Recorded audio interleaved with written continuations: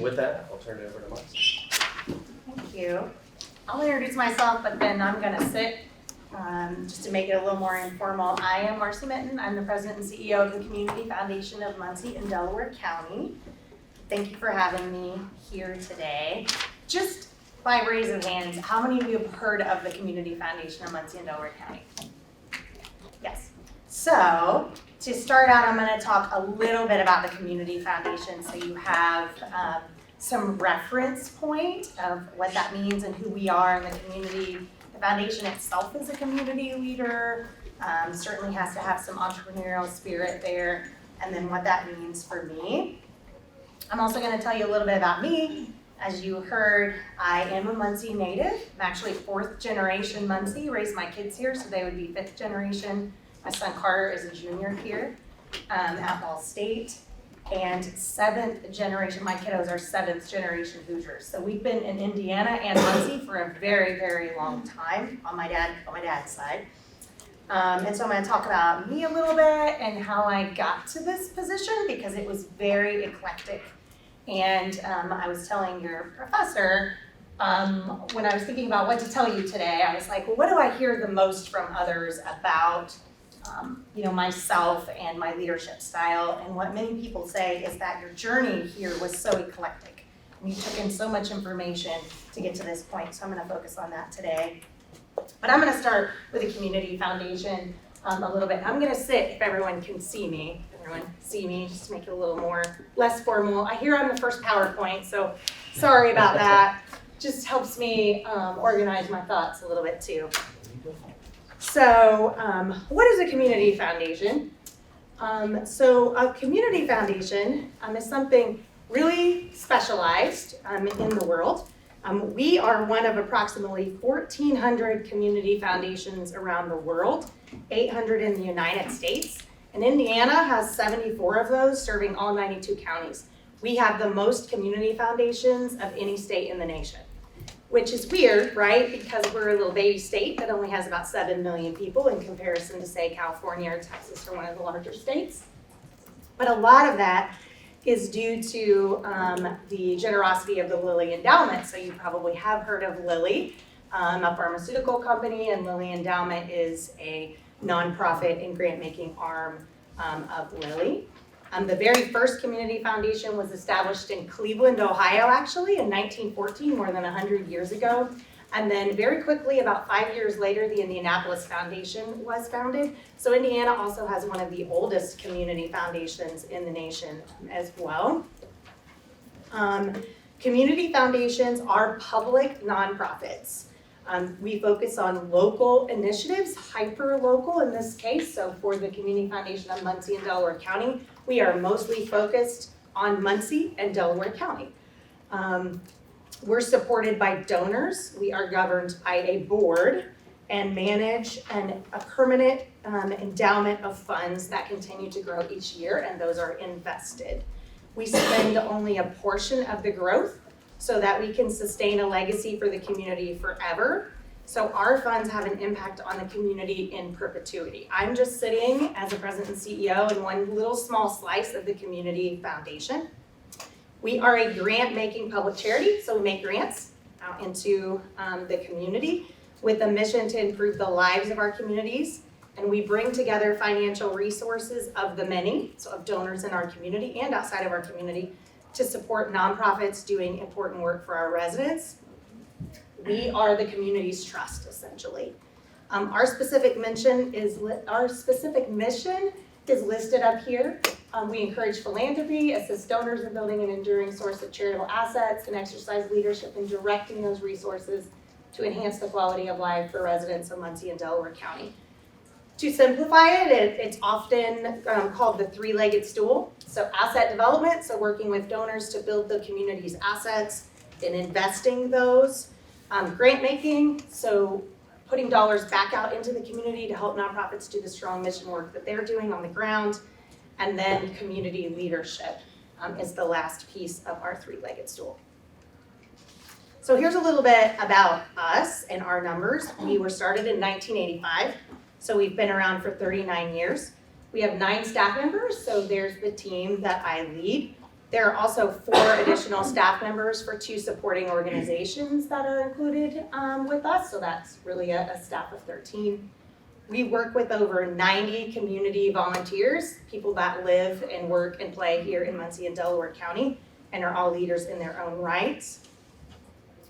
We manage about $86 million in endowed assets at this point, with over 373 funds and 4,600 donors. Collectively, since 1985, we've granted more than $65 million into the community. And it took us about 7 years to grant our first collective million, and now we grant about 3.8 million annually every year. So we have grown significantly. Important to students, scholarships are grants. So the scholarships that you may have received from the Community Foundation is a grant designated for higher education. So community foundations are seen as community leaders in general. So the Royal We Community Foundation is a community leader. And our role can change over time based on the community's needs. So we have to be really relevant to what's happening in the world today. So during COVID, for example, we had to change how we were doing things because it certainly looked different for the world. But one thing always remains constant for us, and that is we always have the community in mind. The community comes first. We often have a unique view of the community because we're seeing it very broadly.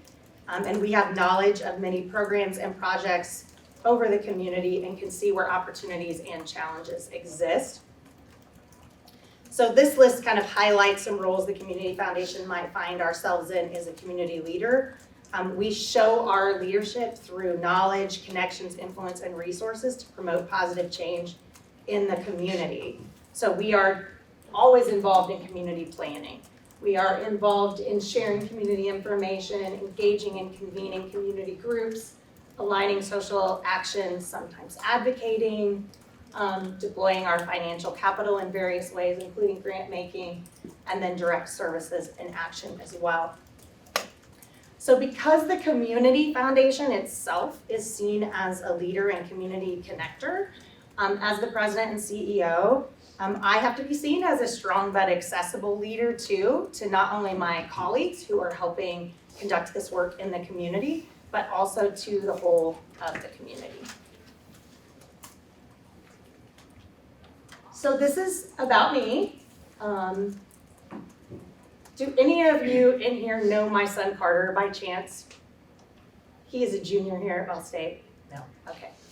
Has anyone seen audio discrepancies or dance band perform at Be Here Now? No? Okay, well I'm gonna put a plug in for him then because he's in a band. And I believe they're playing later this month.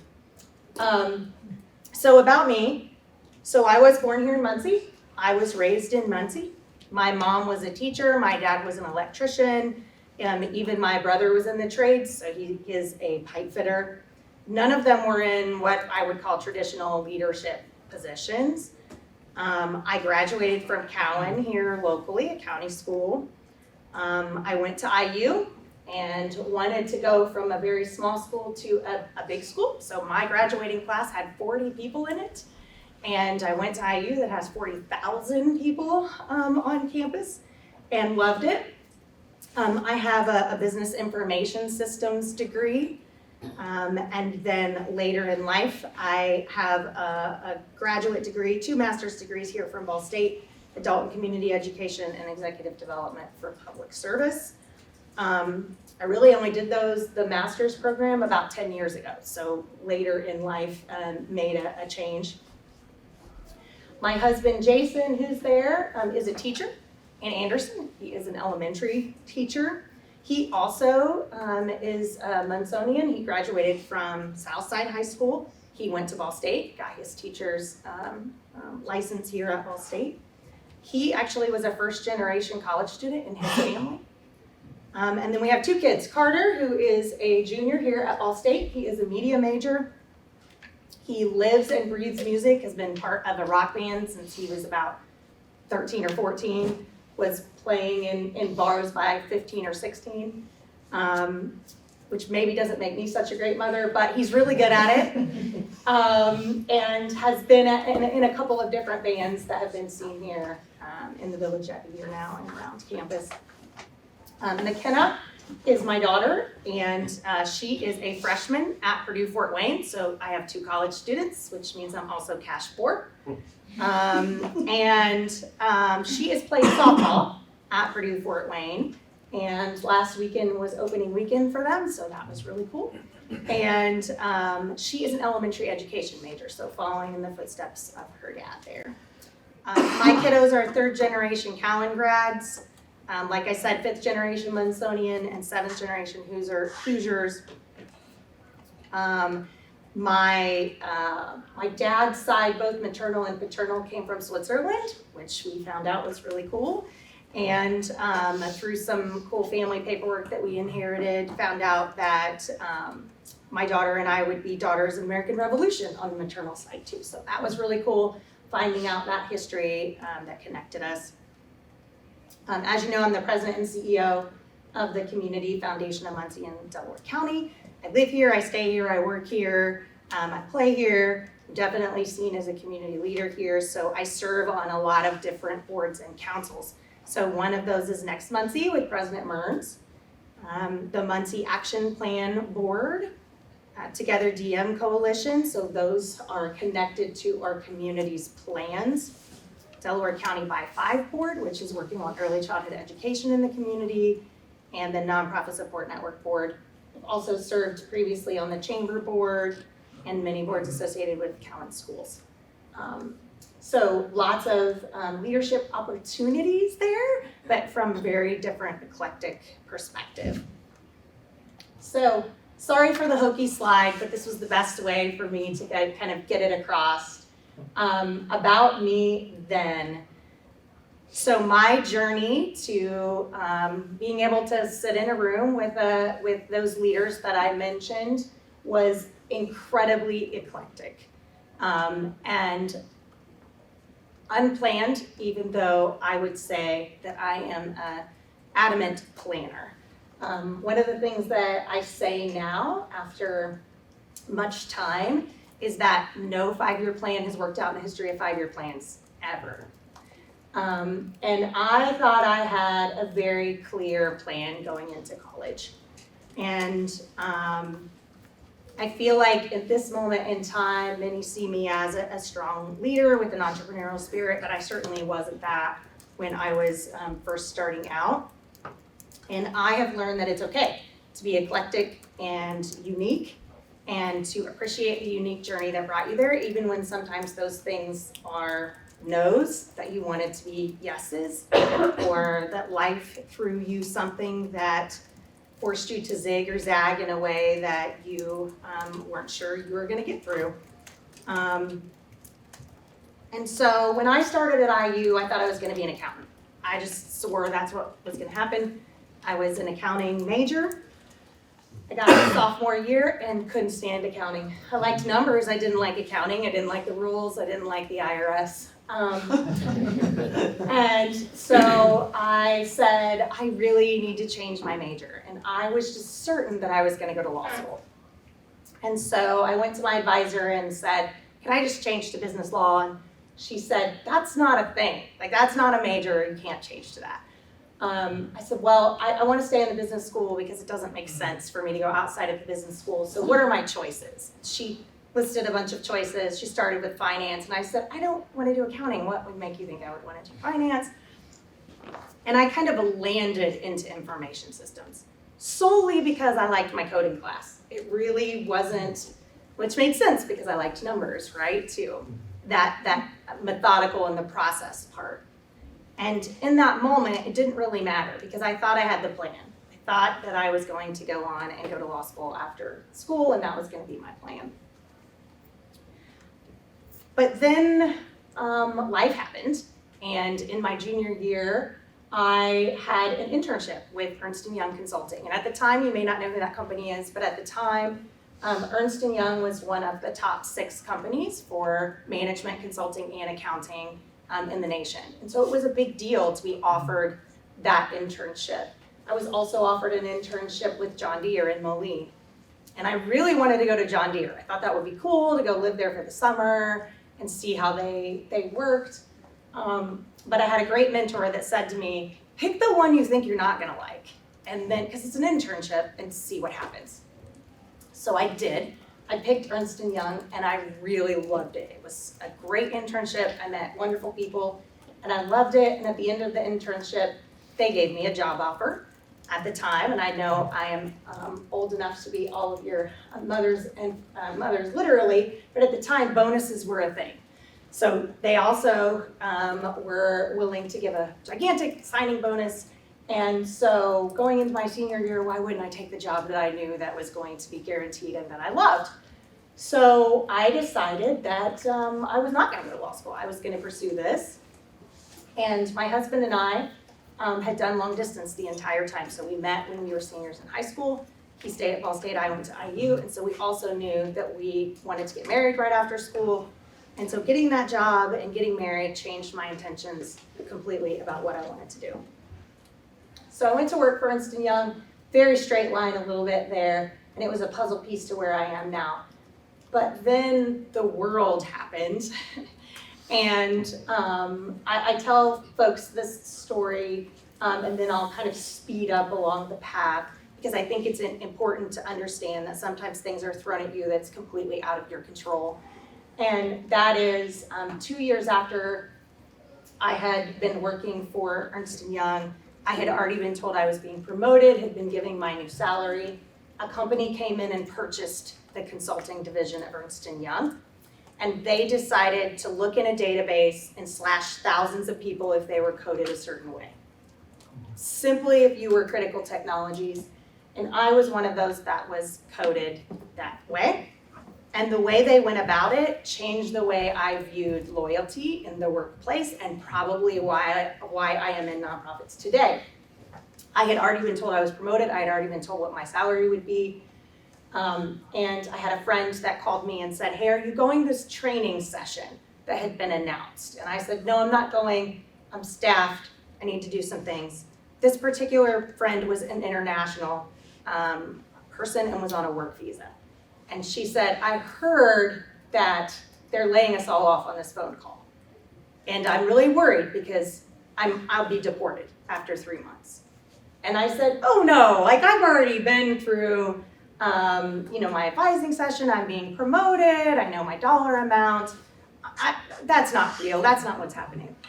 And she said, no, Marcy, I think it is. I think you should hop on the call. And so I did hop on the call. And very quickly, the first words they said to us was, I'm sorry we had to deceive you in this way. But everyone on this call, regardless if you have been with the company for 2 years or 16 years and on the partner track, if you are critical technologies, you are effectively laid off on this day. And you get severance for the amount of weeks that you have been working at the company. So someone I knew that was on the partner track who had been there for that 16 years asked a question and said, is there any chance for us to have a conversation about this? And they said, no. And so then many of us were staffed. It didn't matter if we were staffed on a project or not. I was staffed on a project. And my vice president at the time went to bat. He went to the company. He said, I really need to save this person and this person and this person. And they said, no. And so that was a shock to the system, right? I was loving this job. I was newly married. I thought I had a plan. And all of a sudden, someone else changed that plan entirely. Someone who didn't see the value of the individuals on the ground, because our VPs and the folks we were working with saw the value of the individuals on the ground. But this company did not see the value of us on the ground. And so it really took a second to change perspective. When that decision was made, September 11th, 9/11 happened right after that. And so the economy was bad. There were not enough jobs. There were not places to go get jobs. Things were changing. The world was changing. We were entering into conflict. And so all of those things were like, what do we do now? And so I thought very seriously about picking up that lens of going back to law school, and actually studied for the LSAT. Actually went and took it. And when I got home, I didn't feel great. And my husband and I always wanted a family, thought it would be a little bit later, and it wasn't. That day, my son had arrived, and that changed my life too. So what I had decided was I didn't want to go to law school and be pregnant at the same time and raise my kiddos. So I made some really specific family choices. And I decided to stay at home with my kids for 5 years. I was the original remote worker, so during that time frame, I would help people with spreadsheets or whatever they needed from home. I did some holiday jobs, things like that. And over again, I would get told, what are you doing? You have a college degree, you worked for Ernst & Young, like you have all these options. And I really wanted to make that choice, so I put a picture up here of my kids when they were little, because it was important to me, but I needed to keep my skills up too. And so I did some things from home. When it was time for me to re-enter the workforce, it was hard. I had started volunteering for the school and started to work my leadership skills in that way. I had tried to get some mentors and talk to some significant mentors, but re-entering the workforce was difficult. At this time, it was very close to 2008 when the economy was just horrific. And I circled and circled around, did a lot of different interviews that in some cases were truly painful because they were not at a level that I was expecting for myself. And when you take time off, sometimes people think that you lose your brain, and you don't lose your brain. Trust me, when you take time off. And so eventually I went to work for a local company called Voice Systems. They are still here today. Actually, my current board vice chair is one of the owners of Voice Systems. And it was essential for me to have that job and that opportunity. They're a software company, so they were in my area. They deal with cities and towns and accounting for cities and towns. And so it was a significant time for me to skill build, have confidence that my journey wasn't over, and that I could go back to work after staying home with my kiddos. And then at some point in my time at Voice, I picked up some networking opportunities and was offered a second position at a government institution, so working for my local trustee. So I took that job too, so I had 2 jobs. And my kids were at an age now where they were starting to get involved. My daughter was doing travel softball and other things, and I said, you know what, I really think that going back to that loyalty conversation that I really want to be in higher ed or nonprofit. So I went back to school. I thought I wanted to go back to school. So I applied for an opportunity that was called the Woodrow Wilson opportunity here at Ball State. And it allowed you to get a master's and your teaching license all at the same time. So my mom was a teacher, my husband was a teacher, so I thought, well, I'm probably supposed to be a high school teacher, maybe math or accounting, something like that to go back to. And I thought it was a great opportunity for us to get that paid, and it was structured like a competition. So I had to compete, I had to come in, I had to do slides and math problems and all kinds of different things. I thought I did really good, amazing actually, and I didn't get it. They told me no. And that was really, really hard in that moment because I thought that was the journey I was supposed to go. I thought that was how I was supposed to lead and balance my life. And I took a second, talked to some mentors, and one of them said, go back and look at Ball State's other masters. What programs make sense for you here? Or look at other programs that are happening kind of in a blend or an online environment, and I did that. And that's what led me then to adult and community education and executive development for public service. And those were the right programs for me. In reality, the Woodrow Wilson program wasn't right for me. I can't see myself in a classroom now at all. But it was just something that I thought I was supposed to do. So I had some life changes. I had some really strong mentors here at BSU. Dr. Dudka, if you know her, was a really strong mentor. Dr. Ruby Kane here at Ball State was also a strong mentor for me. And I said to myself, you have to remember my kiddos at this point were like 10 and 12. So they were very active. I was very connected at the school. I'm only gonna apply for jobs at Ivy Tech and Ball State. That's it, because I'm not gonna travel to Indy or Anderson or Fort Wayne. I'm only gonna apply for those types of jobs. So I made a career shift because at one point I applied for Ivy Tech Foundation. And Ivy Tech Foundation, different than Ivy Tech Community College, is a foundation. So they're doing similar work to what I'm doing now. They're raising dollars from donors, they're making scholarships and supporting the university through good stewardship of dollars, the college through good stewardship of dollars. And so what happened was this great skill building opportunity, networking opportunity. I got introduced to service groups. I got introduced and trained on how to do fundraising, how to do grant making, how to do scholarships. And it really was a complete career shift. What I learned in that time period is that I wasn't really called to higher ed. What I was called to was that nonprofit work. And a position came open at the Community Foundation almost 10 years ago, and it was a split role that put me in some development and fundraising and some programs, and that allowed me to learn both sides of the coin there too. I had an unexpected promotion opportunity after only 15 months, and full on didn't know what I was doing. So said to my boss, I don't know what I'm doing, but just give me a chance and I will prove myself. At that time, we were kind of switching our mentality to a very entrepreneurial type of spirit, creating opportunities for strategic grant making and proactive work in the community and stronger community leadership connections too. All things that I wasn't sure I knew how to do, but was given the opportunity to do those.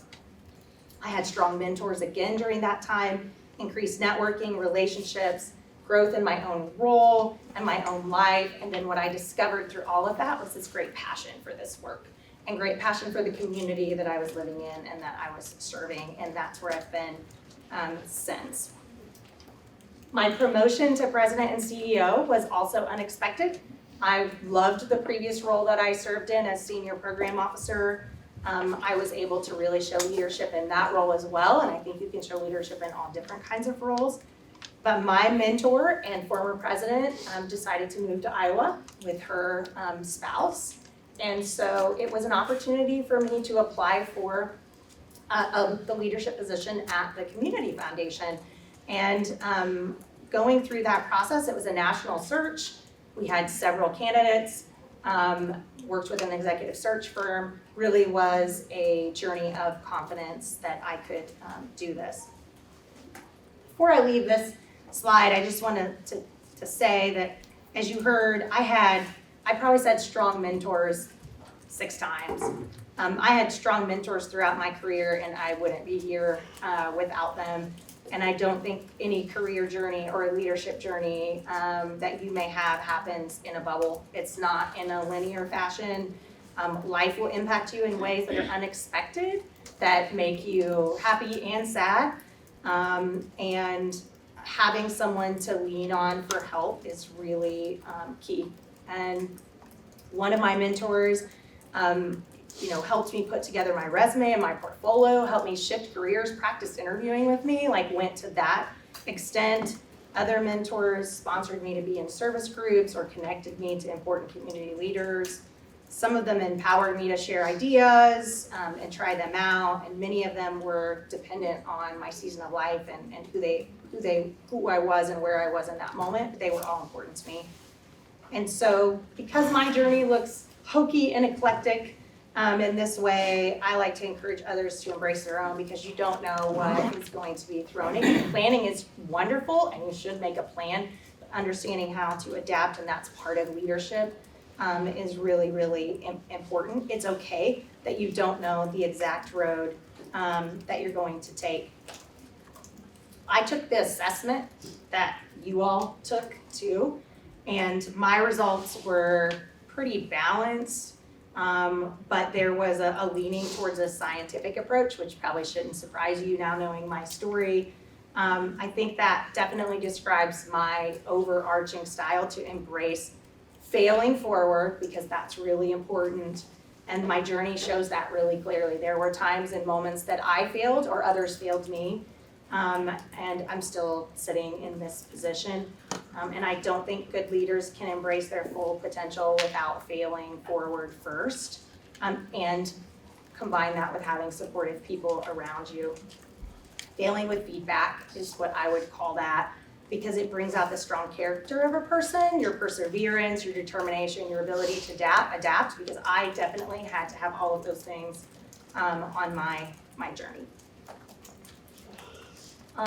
So just a few lessons and like challenges that I learned that I hope can be helpful to you. If they're not, it's okay. It's one class, right? You can move on. I did learn that always have that lifelong learning, and mentors are essential. I think I've hit that one pretty good. The second piece is that, clarity and simplicity is really important. I personally have learned to love methodologies and strive for clarity through process, especially complex issues that can be simplified and replicated. So I personally have seen when teams don't have clarity from their leaders, and it is disastrous from both sides, as both the leader and as being led. And my team, for example, is really, really new. So I'm a fairly new president, and only one other person has been at the foundation more than 3 years, and 3 of our 9 just passed their 1-year anniversary. So we are training central, and if there's not clarity and in a simple fashion, then we break down. And I feel like any hard conversation is important, and we have to have the hard conversations as leaders. And we can have hard conversations really easy. So here's my methodology for hard conversations, and that is thank, acknowledge, explain, and thank. So you thank the person first, and then acknowledge the situation, explain your side, and then thank them again. It's super easy. And I've been doing this for a long time, because as grant makers, we have to deny folks sometimes. So we don't just deny them and never talk to them again. We create strong relationships, and that's our responsibility as a community leader. And so we thank them for their time, we acknowledge that they put a lot of work and effort into it, explain the situation and why they were denied, and then thank them again, because we know it's going to be a circular fashion and it's going to come back. The third piece is words matter. They really do, I promise. And stewing over the words that you use for your teams, and thinking about your particular brand and how you work on your brand and your elevator speech about your goals as a leader or your entrepreneurial style is really important. There are wonderful trainings and sessions with folks that can help you kind of think about your brand and your elevator speech. Know that the words matter, and simplicity and clarity is important to do that. Historical context sometimes really helps too, because it helps folks understand. So being explanatory and anticipating questions is really an important lesson that I've learned in my life as a leader, because if I get ahead of it with my boards or the people that are trying to have a conversation with me, then it's much more likely to go in a brief kind of conversation. Communication is kind even when it's hard. I think you're seeing a theme with me. If you don't communicate something because it's difficult to hear, then sometimes it leads to problems later in the end. So I'm going to give you an example of this because your professor shared that examples were important to you. So we had an internal job opening. We had a job opening. An internal candidate applied, one that had not been with the foundation for all that long. She was welcome to apply, and she did. And after 2 rounds of interviews, we do 3 rounds of interviews, those of us in leadership felt like there were a couple of other stronger candidates, and that it was time to tell her that, but not in a way that risked us losing her in the strong position that she was in, because she was very strong in the position that she was currently in. We wanted to retain her. We also were willing to work with her to get her to that next level position. And so we chose to share the news with her in a way that was kind. We chose our words wisely. We communicated how much we appreciated her, and that in order to be considered for a similar position in the future, that we personally were dedicated to helping her grow. And we were telling the truth. That's what we wanted to do. So fast forward a year later, she clearly worked really hard and even helped train that new hire, because we did hire someone else. He opted to resign after only 8 months. And so that left that exact same position open. So we posted the position internally. We encouraged her to apply. We were honest. We told her that we had seen great strides in the last year. We thought she was better suited for the position, but it was totally up to her and it was her decision. And she said, I want to think about it. And she did for the better part of really a week. During that year, we had given her a title shift, a raise. We had done a lot of things that had improved the position that she was in, and she had grown in her own position. And she came back to me and said, you know, the role that I'm in right now is actually the right one for me. And I feel like I can lead from this position better than from that one with the skill set that I have, and that she was willing to help and accept the person that was hired into the position. And it took that reflection, and if we had not communicated that on the front end, I'm not sure we would have got the same reflection from her. So we've now hired someone else. That person is working out fantastically, and the two of them are exceptional teammates. And I really lean into, if we would not have had that very honest conversation with her, that was hard for her to hear, she wouldn't have been able to come back and have the same kind of reflection about what she personally wanted for her life and her role at the community foundation. And so that leads me into the next one. Leadership comes at all levels and is reciprocal, and it really does. That particular employee leads all the time from a management position rather than a VP or a leadership position. Leads us to be better, to be more efficient, and leaders don't have to be the boss. In fact, most good ideas in reality come from leaders with their ears closer to the ground than those that perhaps are working at the higher operational level. And I was able to lead in my last role, I mentioned that before. And I learned from my colleagues at the foundation daily and know that while I lead them in some respects, they lead me too. I also encourage my colleagues to get involved in ways that they love in leadership positions. So maybe that's the neighborhood association or their school's PTOs or booster clubs, little leagues, whatever can help them flex their leadership muscles outside of the office because it helps them grow in their role inside the office. All my things are connected here a little bit. So culture matters and it can be intentional. Culture in any organization, and I've been a part of a lot of organizations, it really matters and it absolutely has to be intentional. Understanding that personality and generational types is really helpful because you relate to the world differently than I relate to the world, being Gen X versus Gen Z. And knowing that importance is relative to different people. So what may be important to you may not be important to me, or vice versa.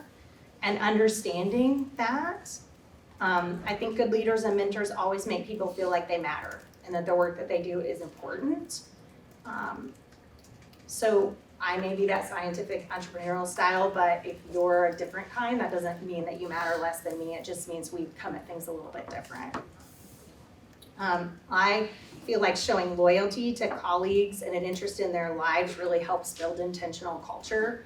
So I follow through with their requests, even if I have to say no. So if someone says, I really want to work remotely today, and I just can't, I have to have them on site, then I will say no, but I tell them why, and reinforce that they're important.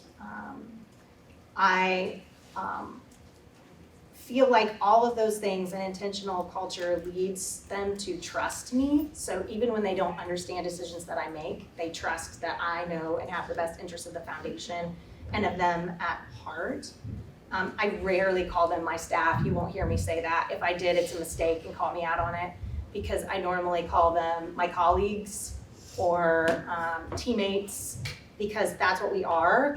The work that we're doing is really important in the community, and we're doing it together, and it really isn't enough to just have a position. Trust doesn't automatically come with that, so showing you care is really vital. And then the last piece that I am absolutely terrible at, to be truthful, is self-care. Is important as a leader. Being one of my mentors said, if you are promoted to president and CEO, sometimes it will feel very lonely. Because there are things that you can't share with your colleagues and your teammates. And it can be lonely sometimes, and so self-care is hard and necessary, and life balance is hard and necessary. Some have described me as a workaholic, and I don't model this well, but I at least have the wherewithal to say to my team, don't look at me if I'm staying until 7 o'clock at night or 7:30 at night. You go take care of yourself and your family too. I'm in a different season of life than you are. My kids are both in college. I'm an empty nester. It looks different for me. I'm also not a morning person at all. I would rather work 10 to 7 every day and not come in at 8, but our hours are 8 to 5, so I do come in at 8 o'clock or 8:30. I try to prioritize my family for the things that they love. So I know my daughter loves softball and my son loves music. And so I watch and I listen to the things that make sense for them. I don't miss family events for work. I'm getting better at saying no to work when my family really needs me. And I treat my colleagues in a way that encourages them to do that too, and really have some balance. So I work really hard to work with our board and governance for HR policies that are fair to them. I surprise them with days off sometimes, or hey, we've all worked really hard today, let's leave at 4. I have the ability to do that as a leader and can see when we're tiring or we're down or we're burnt out. We actually have a really interesting thing at the Community Foundation. We have community service days off, so 2 service days that really encourage folks to go be paid from the Community Foundation, but provide service elsewhere, wherever is important to you. Women's Build at Habitat for Humanity, or setting up carnival for your local PTO. Because I think that's part of self-care for them too. Everyone that works for us is going to be really passionate about the community because that's what we do. But they may be passionate about some other things too. We have one person that is a fantastic artist, and so she goes and helps with a lot of art as well. She is actually, if you've been downtown and you've seen the mural on the Mark, she is one of the artists that originally designed it and painted it. And she works at the Community Foundation. So just to summarize, I just wanted to put down a few thoughts here, and that is that I think leadership isn't about being in charge. It's not about a title. It's not about having power. It's about others respecting you for both your wisdom and your humility. You don't know everything. You will never know everything. And saying with humility, I say that all the time. That's one of my brand phrases. With humility, comma, and then whatever comes next. With humility, I don't know a lot about this topic. Can you share more with me? That may not be a brand word that you use, but having that humility in the background, that you're always in that learning phase, is really important. In my opinion, the best leaders are imperfect human beings that care about others first, but then care about results too. So I think that you saw my journey is very clearly imperfect. It is not a straight line. And I hope others can give me grace occasionally, because I try to give others grace too. Sometimes we're not great at that as human beings. We want grace for ourselves, but we're not willing to give it to others. I think leaders set high expectations with communications and compassion. So that idea that communication is kind and choosing your words really matter. I think that is what makes folks trust you, but you have to set high expectations too. The Community Foundation, as you saw in the beginning, is leaned on in the community. We are seen foundationally as an important entity for Muncie and Delaware County, and will be when I'm no longer the leader someday when I retire. So I think that setting high expectations is important with that too. And then just last, and to wrap it up, is that leaders all have their own unique story. It's rarely linear to leadership, and what I have seen is that strong leaders embrace that eclectic journey to get there, seizing on opportunities that are both planned, because you will plan some of your opportunities, but also those that are unexpected. And I think all of these kind of summary statements embody the type of leader I personally try to be, and how I hope that others see me as well. So here's how you can reach out to the Community Foundation or to me directly. There's some information for you, and that's all I have. I'm happy to answer questions.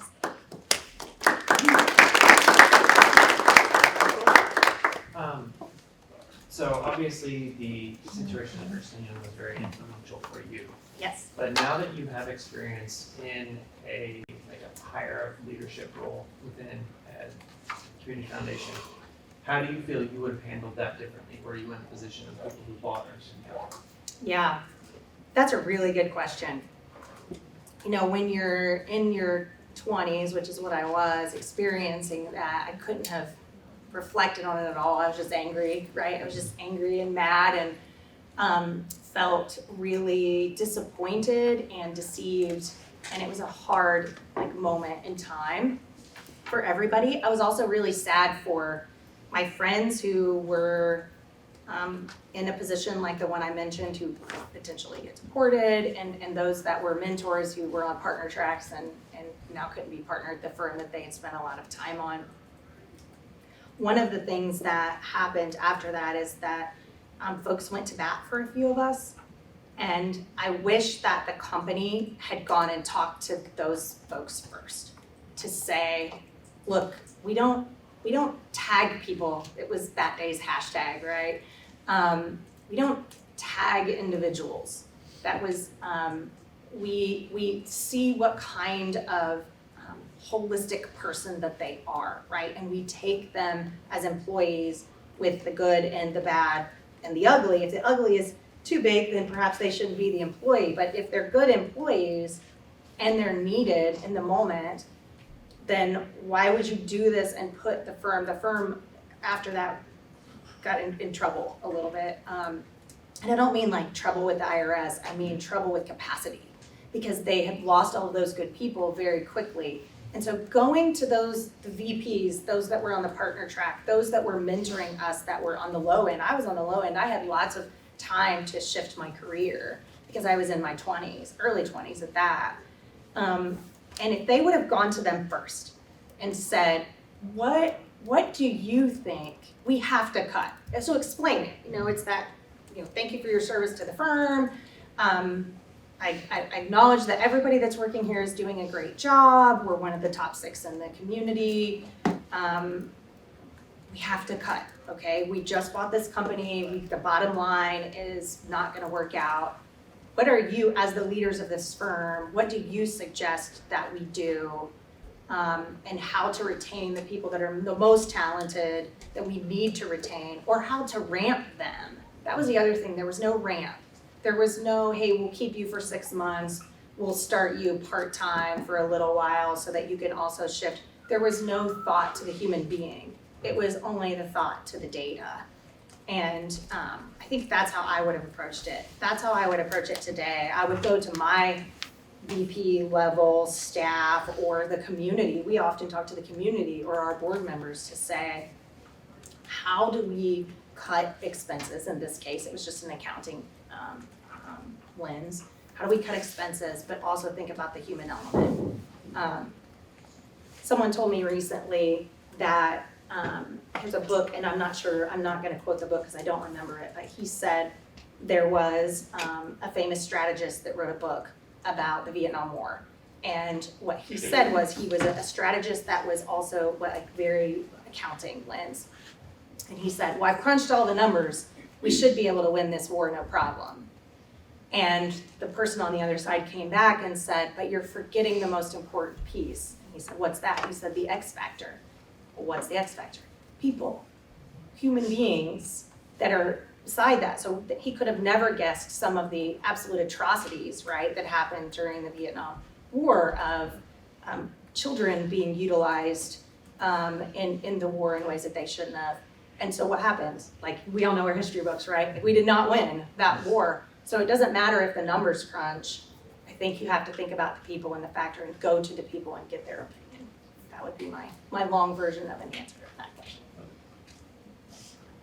So you talked, it's kind of like a similar question, but you talked about your layoff and then how your view of loyalty, how it was kind of tainted a little bit. So how has that influenced how you lead people? Yeah. So I feel like people aren't numbers. They have, it goes back to that holistic piece, the holistic piece of a person. So this really plays out in the way that we recruit our board members, the way that we hire, because we don't just look for a slot. It's not just, I need a woman or I need a man. It is the whole of the person. What is their compassion? What is their ability? What is their experience? What is their lived experience? What is their willingness for lived experience in the community? And so I think Ernst & Young saw people as numbers, and I don't ever see people as numbers. Sure. I feel like I identify with you in your like logical, numerical thinking a lot, and I also had like the scientific like outcome from the leadership test. So how do you like work with people who aren't as scientific and like number minded as you, like people who like think more abstract and like That's a great question, and it's really hard because there are a couple of folks in the community that I think I brought it. What were all the different names? artists, builder. I need my glasses for this part. The evangelist, right? That one's hard for me when folks tend to be on that end because they're seeing it very. I am a strategic and a visionary person, but I tend to think of what then is the path. And I've been trained in a lot of different methodologies that help with forecasting and projection, and then how to look at historical pieces in order to then figure out what the action plan is. So training is one of those things, and exposure to people that are of different types of leadership spirit. But the other thing that I find is the easiest to work with different types of leadership, and I mentioned it up there, is just very, very clear communication and process. Because when you don't have a process to follow, then your artist and evangelist are going to go rogue in a way that could be okay, but could also cause a lot of frustration for everybody. It's gonna cause frustration for them too. So one of the staff members in our office, I would say probably leans more towards that artist area. And she'll say to us a lot, it would have been helpful for me to have more of this context on the front end, because now I took it this direction, and she's empowered to say that. I don't find that offensive at all. She needs to say that. So then we'll say, okay, I'm sorry we didn't provide you the history. Here's the history. Does this help? Let's make sure we have that written down for the next time this comes up. And so to me, like the easiest way, because I can't change my brain to be that type of leader, is to go back to that communication piece and just be really, really clear and empower your folks to challenge you. It's okay for her to say to me, she just said this to me, like literally last week. It would have been helpful if I would have had this in the first place, but she didn't say it mean. She said it very kind, and you're right. You're right, you're absolutely right. That's a great call. Let's write it down now. I'm gonna tell you now, let's write it down now, and we make sure that we have it for the next time. Does that answer your questions? What you described as a higher ed problem. We see it a lot. Yeah. So in my slide, you saw I worked for Ivy Tech Foundation. And I'm a huge proponent of all higher ed, including Ivy Tech and the community college model. I think it's a great model. Indiana has a unique model, right? Because it's a statewide system.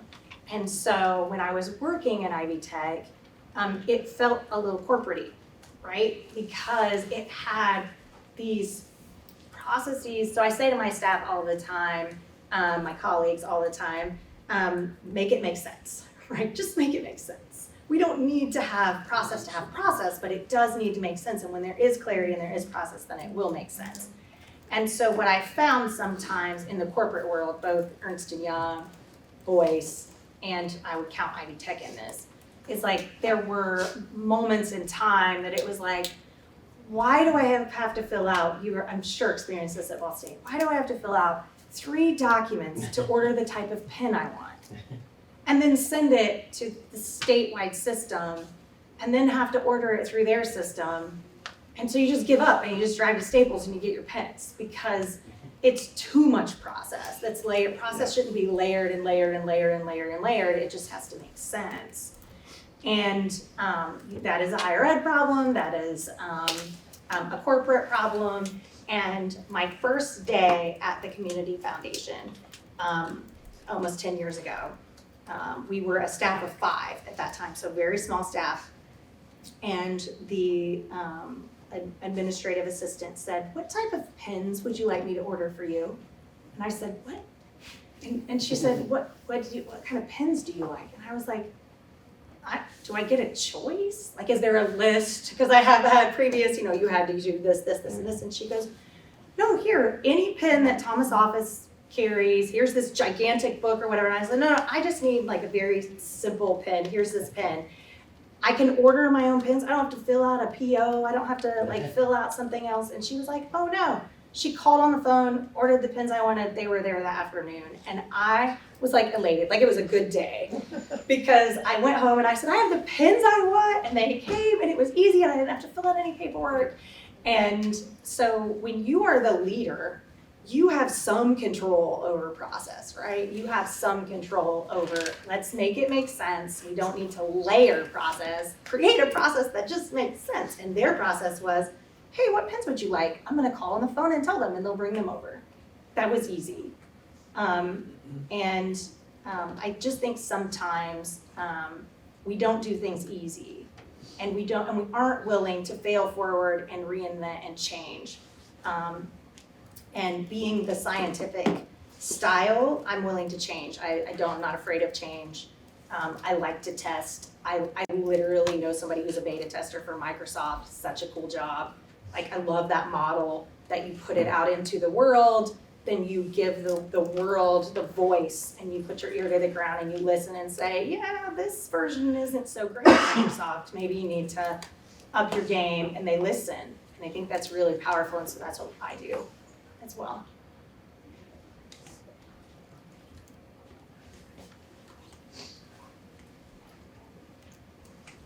Other questions?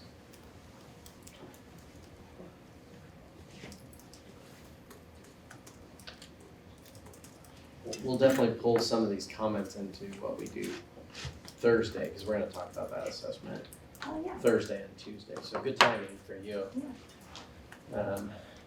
Bringing some of those things up. But one thing that's nice about this assessment is that it has percentages in the quadrants. So it's a nod to, it's just your preferred style. And that in the real world, you have to do each of these kind of functions. So like today, Marcy is being an evangelist for being a people-friendly leader and doing it well. So it's not that you can't do those things, it's just your preference is to do things a certain way and from a certain lens. So there's a lot of good stuff in here. Mm-hmm. Like I'm my students know I'm a nerd note taker, but the situation with your team member, by the way, develop the us, we, our language. It's really important. I'm the same way. I don't ever say my employees or I try to avoid that at all costs. And actually, it's like just comes out naturally now. It's not like I have to try. But that situation Well, doesn't. and don't be afraid to correct. So you heard me, I kind of almost did it on purpose, but I said my staff, and I went, oh, my colleagues. Yeah. It's okay. It takes time to develop new language, a brand for yourself, what your verbiage is. And I think that's one thing that was really important when we have so many new staff members at the Community Foundation. And so I was responsible to train many of them. And so when I was training, I would say, well, this is what I say, but you can say it with whatever inflection you want. What's your speaking style? Because that's really important, because the person on the other side of that, which in our case, most of the time is another nonprofit leader, is that they won't find you genuine if you're just using Marcy's inflections and Marcy's brand. They will only find you genuine if in this case, Amanda is saying her brand and Molly is saying her brand and Joanna is saying her brand. Like, some people just say certain things. Some of that too is like geographical. So funny story, I told you my daughter was a softball player, and this weekend, I was not with her. She was down in Alabama, and of course there are just phrases, right, that are said in the South that we don't necessarily say here. And I was listening to the commentator, and the commentator said something about our first base coach being upset, and he said, she's fixing to have a come apart. And I just lost it. Like, we don't say that in the North, right? But that's like, that comes with the brand, right? He's an announcer, and that's something that he said, or every time a ball was high, he would say upstairs. Every time it was low, he would say downstairs. That's his brand. Those are the languages that he prefers to say instead of ball high, ball low, or something like that. I think that's really important. The story about your staff member, your team member who, that's one of those situations where you handle it differently and you lose that person. And it hurts their trajectory as much as it hurts you and your team. So I thought that was a great story, just of taking the time and the care. Like, how do I approach this? It's delicate. It's very delicate. So that was really good. But it also gave you a chance to reveal her character in that. Mm-hmm. I mean, you saw the transitions for two people where she was a big part of that, right? Mm-hmm. So it when you go deep like that, you get a chance to know people better and learn, when their feet are at the fire, like, how do they respond? So. And look how different that turned out than what I experienced from Ernst & Young. Like, Yeah. that's where my experience from Ernst & Young, even though it was painful and in my 20s, like, really influenced how I worked with her, because I desperately wanted to keep her at the foundation and in a position because she's a fantastic employee and community member, and having an association with her at the foundation is important. And don't get me wrong, that moment was hard. That was really hard to deliver that information, but I was asked on an interview recently, what would I have told myself in my 20s, and I said to have the hard conversations, because if you don't get uncomfortable sometimes, you're not having the hard enough conversations to really grow and kind of move forward and learn introspectively. Do we have an ear for that one? Because it seems to be a challenge. So have the hard conversations. It's a lot easier today to do it than if you wait. So just keep that in mind. It's just get it out in the open and sort through it, person to person. Just to kind of close out. So we're kind of doing this class and all of our guests through the lens of employee engagement, using Gallup's employee engagement model. And so think about all the things, especially that one story even, that were done well from an employee engagement standpoint. And think about the E&Y situation where the people were not valued as humans. But then all the other things, future growth, getting the facts out, caring about the person, our team does quality work, all those things were exhibited in that one story, so a lot of good leadership. And when you make mistakes, Oh, sure. so you don't, and then you just own it. You say, I didn't really handle that right. That's okay. But I love your story, and I wrote in my notes, perfectly eclectic, because those are the things that shape you and make you the right person for the job. Any other last questions? No? Thank All right. you for listening to my story and